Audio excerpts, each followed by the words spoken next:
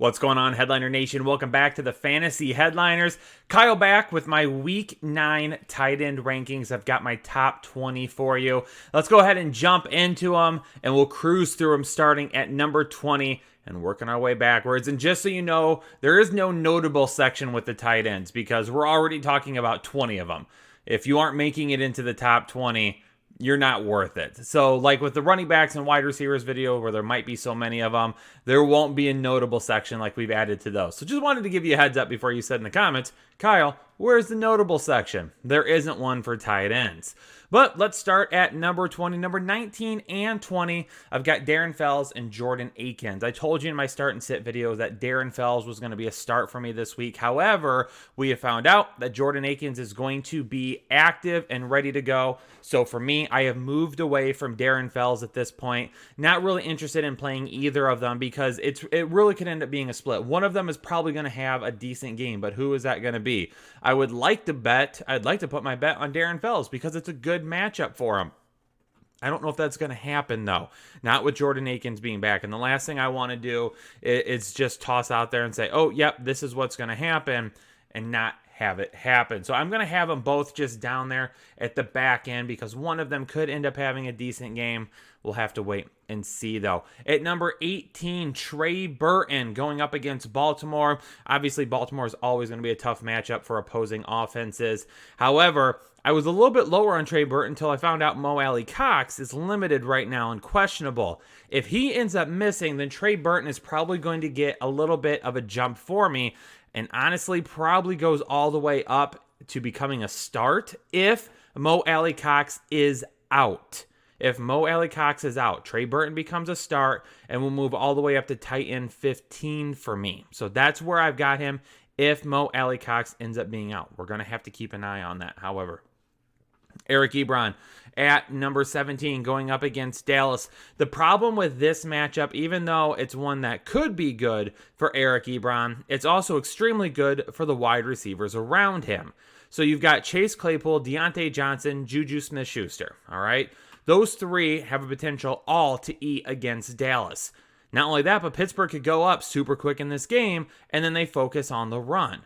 Eric Ebron, yeah, he could score a touchdown, but maybe he only gets 2 or 3 receptions. He might not even hit 10 half PPR points. If he only gets a couple of receptions, and one of those receptions is a touchdown, and half PPR formats, he's not breaking 10 points unless it's a big play. So, for me, I'm going to stay away from Eric Ebron this week. Again, just to reiterate, because Diontae Johnson, Chase Claypool, Juju Smith-Schuster all have really good upside this week, all have some massive big playability, and on top of that, if Pittsburgh gets up early, they're going to run the football more often. That becomes a problem for Eric Ebron, and the amount of volume he could put up. At number 16, Evan Ingram going up against Washington. Pretty tough matchup for him. Not feeling Evan Ingram. Still hasn't really been doing anything at this point. So for me, continuing to back off Evan Ingram, which is a big disappointment. Because if you would have told me Evan Ingram was going to be basically healthy all season long, I would have told you he's a top 5 tight end. Absolutely. No. He hasn't scored a touchdown at all this season. He did have 10 targets going up against Tampa Bay, though. That's a good sign. So 19 targets over the last 2 games. Maybe that's a sign for things to come. I had him as a sit last week. 61 yards, 5 receptions. He didn't get to 10 half PPR points, but he got his average yards per reception back up above 12. So again, it's something I just want us to monitor because if they are making an effort to get him more involved in the game plan, then yes, I want to get him going more. Washington allows almost 15 fantasy points per game. Evan Ingram could end up hitting, but his floor is really low. His upside, though, for me, is tight end 13. So I think he could finish as high as tight end 13. And number 15, Dalton Schultz. I've got Dalton Schultz as a start this week. They're going to need a little help there. All right. They're going to have some inexperience at the quarterback position this week. Dalton Schultz could help be an easy target for whoever plays. Mike Gesicki at number 14. You want to play Mike Gesicki. However, you don't know what you're going to get from him because you're going to get 0 points or you're going to get like 20 points. It's tough to go. It's a tough one. It's a tough go for Mike Gesicki because he is so up and down. It's unbelievable. But I'm going to put him right here at 14. Still a start for me this week. One of the reasons why, again, kind of what I talked about with Dalton Schultz. You've got Tua there. Tua struggled a little bit last week. So the hope is that he finds some high percentage completion plays, which is what Mike Gesicki could help out with right away. At number 13, Jimmy Graham. We're going to roll with Jimmy Graham as a start again this week. Yeah, he hasn't looked great recently. He hasn't looked great by any means. But he's still a guy that could be a big part of this offense. We do have a really, really good matchup for the wide receivers, though, this week. So I think that is going to limit his ceiling somewhat. Probably a little bit safer of a bet. Again, Tennessee is a team that gives up, they're right in the middle. They give up a decent amount of fantasy points, right around 13 to opposing tight ends. So again, a decent floor this week, but the ceiling isn't quite there. Logan Thomas at number 12. Now, when we talk about teams or talk about a player that has good upside, we're going to talk about Logan Thomas this week. I do have him as a top 12 tight end because he has a ton of upside this week. Logan Thomas, he's becoming Mike Gesicki. Mike Gesicki last year, I got him wrong every single week. If he was a start, he ended up becoming a sit. If I had him as a sit, he ended up becoming as a start. I missed every single week, but over the last couple of weeks, 4 targets in 4 straight games for Logan Thomas. Over the last 2 weeks, 3 receptions, 4 receptions, 42 and 60 yards, and then 1 touchdown each of the last 2 weeks. Going up against the Giants this week, hopefully they continue to kind of get Logan Thomas involved there because it seems when he has a decent amount of targets, the dude can perform. Robert Tonyan at number 11. Obviously, he's already played. And no, he did not have a great game, but I had him right around that tight end 11 spot. One thing that I've been warning people about is now with Davante Adams back, you got to be careful with him there. And then not only that, but with Allen Lazard potentially being back very soon, you got to be careful with that. And that's what we kind of saw last night with MVS. Marquise Valdes-Scantling had a pretty good game.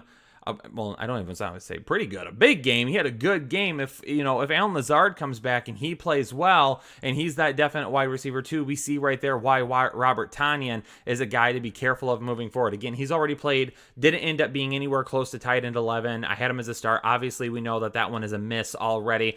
But again, we could see worse. Some weeks ahead that are basically the same. So for right now, just keep that in mind as we move forward and looking to grab other tight ends. At number 10, Hunter Henry. I've talked about Hunter Henry quite a bit. We've got Hunter Henry and Jonnu Smith, 2 guys that everyone is really down on right now, okay? And I get it, and I understand why. I think we need to give Jonnu Smith a little bit more leeway, okay? I think we need to give him a little bit more leeway than what we do with Hunter Henry, even though, honestly, neither of the things are really their fault. Talking about Jonnu Smith first. Yes, the last 3 weeks have not been great, okay? But keep in mind, in week 6 against Houston, he hurts his ankle, okay? Then week 7, he tries to come back. 4 targets, only 1 reception, 9 yards. Maybe a little bit of a bum ankle there. Last week, 2 targets, 2 receptions, 29 yards. Okay, better than the last 2 weeks, all right? A lot of people are saying, well, now with A.J. Brown back, now with Corey Davis back, you got all those weapons. Is there enough for Jonnu Smith at that point? I honestly don't see why. He's a guy that over the first 4 weeks of the season just absolutely dominated. Played absolutely well. He was getting targets, he was getting receptions, he was getting yards, he was getting touchdowns. He was doing it all, big plays, high percentage plays, everything for them. So the hope is they get him involved again moving forward, and they realize that when they do move these guys along, and keep in mind too, they were undefeated going into week 7, and in two of their losses to Pittsburgh and Cincinnati, they completely lose sight of Jonnu Smith. Those are 2 losses, so maybe there's a little bit correlation there. When they use Jonnu Smith a little bit more, and they use him in some of those high percentage plays a little bit more, it gives them an opportunity to kind of control the ball a little bit more often. So Jonnu Smith, hopefully he continues to bounce back. Hunter Henry, the problem with Hunter Henry is he's not scoring, okay? If he was scoring touchdowns, we wouldn't even be talking about him and not being a start every single week for us. We're going to be a little bit lower on him moving forward, but we are now at a time where we've got so many guys injured. We're in buys right now, and this position is kind of a wasteland as it is. If you own Hunter Henry and you don't have like a better waiver wire option, you really got to play Hunter Henry. Because again, I mentioned it on the start and sit video. There's only 2 games this season in which he has had less than 7 targets. So they're looking his way quite a bit. He's just not scoring any touchdowns yet, which is unfortunate. Jared Cook at number 8. Jared Cook, we get Michael Thomas back. Maybe. Fingers crossed. Okay. I wanted to be careful with how I said that. That's why I paused for a second, because I was like, how do I want to say this? We hope that Michael Thomas is back. It sounds like Michael Thomas is back. From what Adam Schefter tweeted today, Michael Thomas will play this weekend. Okay. That might hurt Jared Cook a little bit. Okay. But the thing about Jared Cook is he's been kind of touchdown dependent so far this season, but he's been a solid play because Drew Brees hasn't had a lot of other targets with Michael Thomas being hurt, Emmanuel Sanders having the COVID issues, not really having anyone else to really go to at that point outside of Alvin Kamara. So that's kind of helped Jared Cook, but my hope is that even though that volume might disappear a little bit, some of that efficiency goes up by having Michael Thomas back. One thing you can do with Michael Thomas and Jared Cook, because Michael Thomas is so good at running those slant routes, you can kind of slip Jared Cook underneath him, or you can run some seams with Jared Cook, because what happens when Michael Thomas comes off the line and runs those slants, you've got the cornerback following him, and the safety's respecting him, so the safety's respecting him as well. So the safety kind of leans to the side of the field that Michael Thomas is running to. It allows Jared Cook to run right up the seam, and then it's hard for him to get turned around, the safety to get turned around and get back to Cook if Cook is able to burn the linebacker. So even though some of that volume could go, the hope is that Jared Cook moves forward and has a little bit higher efficiency for the rest of the season. Hayden Hurst at number 7. Hayden Hurst and I have had a love-hate relationship this year. Didn't love him coming into the season. I feel like so far I've been right about Hayden Hurst. I cautioned everybody that he probably wasn't going to have nearly as high upside as we thought. Right now, I've got him at number 7 because Calvin Ridley may not play. He is truly questionable as of right now. So if he doesn't play, that's going to help Hayden Hurst in his potential volume for the week. So I'm feeling pretty good about Hayden Hurst. 7 targets over the last couple of games, over 50 receiving yards in each of the last 3 games. That's really going to give him an opportunity to at least hit those numbers. And with the way the tight end position has been so far, if he's right around 7 targets, 6 receptions, if he can get over that 50 yards, and if he could score a touchdown, definitely a top 10 option for us. At number 6, Mark Andrews. Mark Andrews continues to be up and down for us, all right? Yes, Mark Andrews, if he doesn't score, he's a little bit of a disappointment. And I know that he's driving you nuts, okay? I get it. He's got 5 touchdowns this season, but he doesn't have a game over 100 yards yet. But again, the targets are there. 6 targets, 8 targets, 9 targets, 4 targets, 6 targets. Going up against Indianapolis, this is a really tough matchup. But and TJ Hawkinson is right there in front of them. And I talked about TJ Hawkinson a lot last week, and I can already hear what some of you are saying. Kyle, you said last week that TJ Hawkinson was touchdown dependent, but you've got Mark Andrews here as a start against the same exact team. Well, here's the big difference between TJ Hawkinson and Mark Andrews, and you saw it with TJ Hawkinson last week. TJ Hawkinson, before Kenny Golladay went out, and we're going to talk about him more in a second, before Kenny Golladay went out last week, he only had a couple of targets, okay? He was not looking to be in for a decent day. Kenny Golladay goes out. He becomes, at that point, one of the top options on the team, okay? So the difference was last week, hey, TJ Hawkinson going up against Indianapolis, really tough matchup. They don't give up a whole lot of points to tight ends.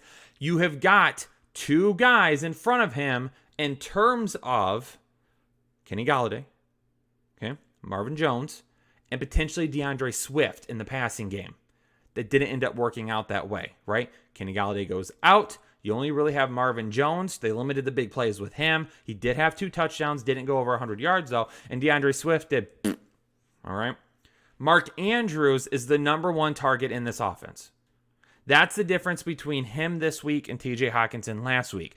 If going into last week, Kenny Golladay would have been out going into the week, I would have said, yeah, we're going to start TJ Hockenson. Okay, Mark Andrews is the number one option in that offense. And again, with the way the tight end position is right now, if you have a tight end that is the number one option in their offense, you got to play him. You don't have a choice. TJ Hockenson at number 5. Now, here's the thing with TJ Hockenson, and I talked about it on the start sit video. TJ Hockenson, I've got nothing against TJ Hockenson. TJ Hockenson is a beast. I like TJ Hockenson. He was my number 1 overall tight end in the draft. Okay? The problem is he plays for a bunch of morons. The Lions are idiots. Okay? The coaching staff is a bunch of idiots.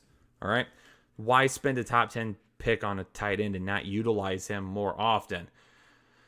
When Kenny Golladay is out, TJ Hockenson does very well. And we've seen that at the beginning of the season when Kenny Golladay was hurt. 56, 62, 53 yards. Kenny Golladay comes back. 9, 17 yards. Finally gets to 59. 65 last week with him out. So the stats show when Kenny Golladay is out, TJ Hockenson typically plays better. He's a top 5 option this week. Going up against Minnesota, Kenny Golladay is going to be out. All right, we're going to be throwing the ball quite a bit because we know Minnesota is going to throw the ball. So we are going to go with TJ Hockenson this week against a Minnesota team that does give up over 13 fantasy points per game. The matchup is a lot better, and he might actually be the number 1 option this week. That's why he is where he is now compared to last week. There's a big difference, and that's why rankings can change on week-to-week basis. Okay, so when you're like, oh man, you're disrespected my boy so and so. Just because I don't like him that week doesn't mean I'm disrespecting him, all right? It just means that's where I've got him. Next week, I could have him as a top 10 player. This week, I don't. This week, TJ Hockenson, obviously didn't like him last week. Almost ended up being right. 9.5 half PPR points. If you play in leagues that have decimal points, he may have hit 10 for you, all right? TJ Hockenson at number 5 this week. Rob Gronkowski at number 4. That connection with Tom Brady, obviously 100% back. They look really good. Noah Fant going up against the Atlanta Falcons, who give up the most fantasy points per game to opposing tight ends. Ladies and gentlemen, fire him up this week because Noah Fant is about ready to absolutely blow up. He was my Manscaped must start for the week. If you got Noah Fant, if you don't have Darren Waller or Travis Kelce, you start Noah Fant. Don't ask me questions in the comments, chat. If you own Noah Fant, and you don't own Darren Waller, and you don't own Travis Kelce, you start Noah Fant. Don't even ask me, okay? Don't even ask me, because I'm going to find you, I'm going to give you a little, get you right to the face. No, I'm kidding. I won't do that, Headliner Nation. Okay, and if you have Fant, and you also have Waller and Kelce, then flex one of them. Play all 3. Play 2 of them. If you've got all 3 of them, you need to trade one. Darren Waller, obviously volume king right now at the position. Travis Kelce as well. Such a great team. Such a great weapon. Both of those guys you're starting every single week. There you go, Headliner Nation. My top 20 tight ends for week 9. Hopefully everybody's doing well out there. Hit that like button for me if you appreciate the content. If you got any questions, leave them down below. Again, unless it's about starting Noah Fant, don't ask that questions. Yes, we're starting Noah Fant no matter what. And then as well, if you haven't subscribed to the Fantasy Headliners yet, do that for me. Hit that subscribe button. Become a part of Headliner Nation today. Thanks, everybody. Stay safe, stay healthy, and I'll catch you on the next episode of the Fantasy Headliners.